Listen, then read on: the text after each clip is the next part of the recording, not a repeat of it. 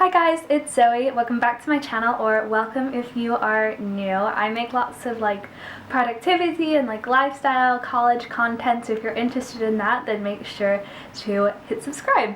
Today I'm going to give you my top 10, do I have 10? Today I'm going to be sharing my top 10 productivity tips. This is great for exam season, which I know is around now. I literally just submitted my last two finals. These are also great for as we're coming into the summer, if you have any big projects that you want to get done, or if you're working this summer from home, anything like that, these are definitely applicable. So let's hop right in. My first tip is to find a timetabling system that works really well for you. Not only does it hold you accountable, but as you go through the day, it's just nice to be able to check things off a list and be like, yes, that is completed. And at the end of the day, to look at a list and see how much you have actually got done. There's a lot of options for this. You can use apps such as Todoist, which is what I've been using recently, and I really like it because it helps me to categorize my various tasks. And it also just is a quick way to do it on my laptop. I could also use a planner. I've been using this Erin Condren one. I mostly use this planner for due dates, and this just helps me to stay on top of all the work that I actually have to get done, as opposed to the work that I want to get done in a day. Finally, I also have been trying out just my bullet journal, but using time slots for things. I find whenever I allot myself a given amount of time, it can really help me to put myself in almost a pressurized situation where I'm okay, I need to get this done so I can move on to the next thing. And also vice versa, if I'm doing a long task that's kind of not something I'm going to finish all at once, I find that giving myself some times to actually work on it and work on the different parts of it just helps me to see an end to it, even whenever I have a lot more work to go. My second tip is to make your to-do list either the night before or first thing in the morning. I personally tend to do it in the morning because I find if I do it the night before, I don't relax as much, whereas in the morning I'm feeling very productive, I'm ready to go, and so that is the best time for me. But if at night works best for you, if you're the opposite of me and making that list kind of helps you to unwind and kind of get those things off your chest, knowing that you'll have time tomorrow to do those things, and go for it. My next tip is to make sure that those around you are aware of when you are working. I found this to be very important, especially as I have been taking my exams, because if my family doesn't know I'm taking a final and they just come in and they're like, can you help me with this? Can you help me with this? It kind of takes me off task.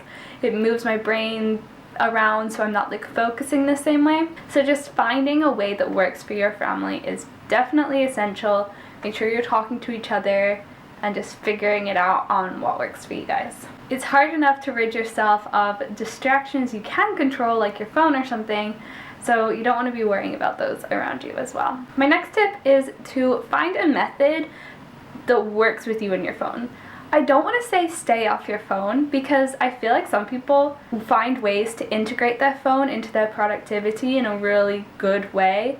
And I feel like just saying, oh, don't go on it is not necessarily the best thing for everybody. Sometimes I like to give myself little 5-minute breaks every 10 minutes or something, and just do something if the task is really just killing me. I also do use the app Forest though, if I really feel like it's something I need to concentrate on and need to work on for consistency for a little while. Forest, I'm sure you've heard of it. It is an app, and basically you plant a tree for a certain amount of time, and if you try to leave the app, then the tree dies, and nobody wants that. So when it comes to breaks, schedule them into your day. Even if you don't time block and give yourself times for everything, I would definitely recommend making sure that your list is kind of in an order that you want to go about doing things, and then write in your list when you're going to take some breaks. Make sure they are legitimate breaks. You can even plan what you're going to do if you want, or you can leave them completely free. I just think that planning your breaks into your day just helps you to not take them and then feel guilty about them. My next tip is to switch up your location every now and again. I just find that changing where I'm sitting, even if it's just a room, or if I'm at my desk, maybe I'll do some work on the floor or on my bed, or downstairs in the kitchen.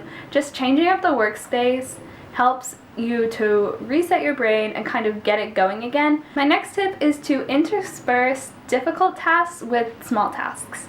So whenever I have something really long to do, like a paper or a whole bunch of math problems that I need to get done, a lot of the times what I try to do is I will split it up into more manageable sections, and then every time I finish a section, I will do a different task for a little while.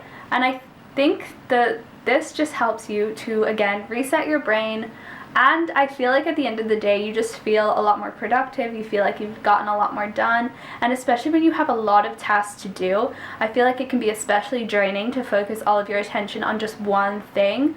So having that variety just helps you to stay motivated and stay making sure you get everything done. Next, I would definitely recommend just making time for exercise. Just get up, get your blood moving, get your heart rate up. Even just like going on a walk, endorphins make you happy, even though exams do not. My next tip is to drink lots of water. I think that whenever you stay hydrated, obviously like it's good for you, but it's also just something else to do besides like work. And your body likes you when you do that, so do that. My next tip, if you're really struggling to get motivated, watch a study with me on YouTube. These make me feel so productive. They give me so much motivation, and there's so many to choose from. Sometimes I will watch the live study with me because at school I got very used to studying with other people around me, so just like feeling like I have that kind of company is always really nice. I would also maybe try FaceTiming a friend and planning to do work together. I wouldn't recommend this if you have a whole bunch to do, but if you just have a few little things and you're both working, it's nice to just be with another person and to know that they're kind of going through the same thing.